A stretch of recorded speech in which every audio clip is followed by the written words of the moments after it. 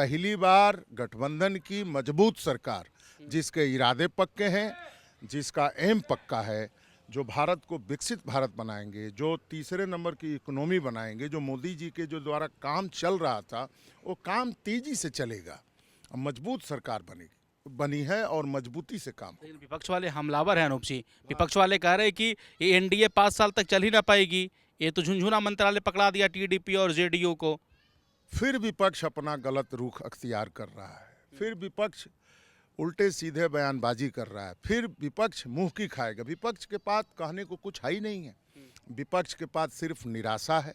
विपक्ष के पास कैसे मोदी जी को हटा दें, कैसे मोदी जी प्रधानमंत्री बन गए, कैसे एनडीए सरकार चलाती है कुछ नहीं उनके पास। न आंकड़ा है, न नीति है, न नियत है।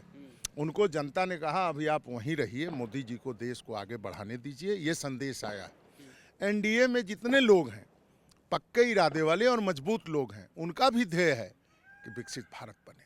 अब विकसित भारत बनने की ओर है, इसे कोई रोक नहीं सकता है। भारत विकास करेगा, भारत जो है चारों तरफ से विकास करेगा, सांस्कृतिक विकास भी करेगा, आर्थिक विकास भी करेगा और मानसिक विकास करेगा। और भारत खड़ा हो रहा है, भारत को खड़ा होने से अब कोई नहीं रोक पाएगा। एनडीए संसदीय दल की बैठक में योगी आदित्यनाथ भी आए थे, मीडिया का नज़र था उन पर, चेहरा उनका मुरझाया हुआ था, लेकिन जिस तरीके से प्रधानमंत्री मोदी ने उनको उनका पीठ थपथपाया, उसके बाद योगी जी अमित शाह से मिले, उसके बाद आज योगी आदित्यनाथ ने बहुत बड़ा एक्शन लिया है, अधिकारियों का बैठक किया है। किस ओर इशारा कर रहे हो? देखिए, योगी आदित्यनाथ जी एक कर्म योगी व्यक्ति हैं। उनके नेतृत्व में उत्तर प्रदेश मजबूती से चल रहा है, माफिया राज खत्म हो चुका है, लोग आज़ादी से जीवन जी रहे हैं, न दंगा हो रहा है, न उत्तर प्रदेश में बवाल हो रहा है, काम खूब हो रहा है, तेज़ी के साथ काम हो रहा है। सबसे ज़्यादा आवास बने हैं, जल की सुविधाएं मिली हैं, गरीबों के लिए काम हुआ है, किसानों के लिए काम हुआ है। तो ये जो ब्रेकिंग न्यूज़, भारत के प्रधानमंत्री जी ने एक बात भी कहा था कि ब्रेकिंग न्यूज़ पर मत जाइए, आप इधर उधर की बात को मत सुनिए।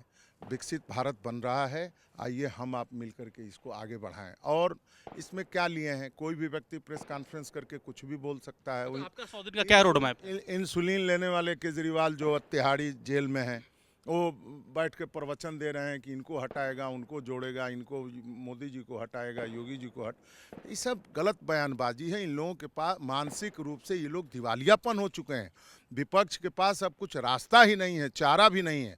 और विपक्ष अगर सकारात्मक नहीं होगा तो विपक्ष आगे आने वाले दिनों में खत्म हो जाएगा। विपक्ष नाम की कोई चीज़ नहीं रहेगी। इस बार विपक्ष मजबूत है। तो अच्छी बात है, विपक्ष मजबूत है तो सकारात्मक मुद्दे पे बात करें ना, विकास के मुद्दे पे बात राहुल करें। गांधी नेता प्रतिपक्ष बनेंगे लोकसभा में? पता नहीं बनेंगे कि नहीं बनेंगे, वो लोग जाने, इतने साल से राजनीति कर रहे हैं। लोकसभा स्पीकर को लेकर घमासान है अनूप जी। ये सब कहने की बात है, कोई घमासान वमासान नहीं है। घमासान तो उसमें है, इंडी गठबंधन में घमासान है। घमासान तो आपको देख कि आम आदमी पार्टी भग गई, 3 MP जीते, वो भी भग गई। तिहाड़ी निकल के बाहर आया, संदेश दे के फिर अंदर चला गया। ये लोग क्या है, नकली लोग हैं। और इन लोगों को राजनीति से और आम जनता से कोई लेना देना नहीं है। ये लोग सिर्फ मोदी का विरोध करते करते देश का विरोध करने लगे, और देश का विरोध करते करते जनता इनको अपने उससे हटा दी। दिल्ली की सातों सीटें भारतीय जनता पार्टी जीत के आई। तो सीधा सीधा नरेंद्र मोदी जी का ये संदेश है, सीधा संदेश है कि भारत उठ खड़ा हुआ है, अब मजबूत बनेगा। और विपक्षी लोग अगर सकारात्मक रुख नहीं अख्तियार किए तो जनता अपनी नज़रों से हटा देगी। आपका 100 दिन का रोड मैप क्या है? बड़े अब जो काम चल रहे थे उसको आगे बढ़ाना, हर क्षेत्र में विकास करना। अभी किसानों को दिया गया, अभी किसानों के लिए 22,000 करोड़ रुपए का अभी जो उनको सम्मान मिलता है वो दिया गया। अभी गरीबों के आवास 2 करोड़ बढ़ाने की बात की गई। अभी तो काम शुरू हुआ है और 100 दिन में लगेगा कि एनडीए ऐसा काम कर रहा है, एनडीए इतना विकास कर रहा है। एनडीए को लोग एक उदाहरण पेश करेंगे देश में कि कितनी अच्छी सरकार चली है और कितना विकास हुआ। और लोग तुलना करेंगे और भी गठबंधन की सरकारों में, और इस बार जो मोदी जी के नेतृत्व में तीसरी बार जो सरकार चल रही है, लोग तुलनात्मक अध्ययन करेंगे तो मोदी जी की जय जयकार करेंगे। उत्तर प्रदेश के 403 विधानसभा में कांग्रेस धन्यवाद यात्रा निकालने जा रही है। कांग्रेस के पास क्या है? अगर अखिलेश जी नहीं होते तो राहुल गांधी वहाँ भी चुनाव हार जाते, फिर चुनाव लड़ने नहीं। ये लोग कुछ संगठन थोड़े बनाए हैं। ये बताओ, राहुल गांधी जी कितने साल से राजनीति कर रहे हैं? दोनों सीट जीते हैं इस बार। नहीं, दोनों सीट अपने बल पे थोड़े जीते हैं। कांग्रेस में दम कहाँ है? उत्तर प्रदेश में कांग्रेस मृत लेटी हुई है, एक वर्कर नहीं है भाई। किस जिले में उनका वर्कर है? कोई नहीं है। कांग्रेस पार्टी सिर्फ कागजों में, और राहुल गांधी जी जाते हैं तो चट्टे बंटे उनके 100-200 घूमते हैं। कांग्रेस बिल्कुल मृत है। और कांग्रेस जो देख रहे हैं वो अखिलेश जी के और राहुल जी के जो उत्तर प्रदेश में जो गलत संदेश दिया गया, जो वो फॉर्म भरवाया गया कि हम हर महिला को 10,000 देंगे, सिग्नेचर किया गया, ये तो चीटिंग है। ये तो फाइनेंस कंपनी जैसे है कि 10,000 लाओ तो तुमको करोड़पति बना देंगे, लाखपति बना देंगे।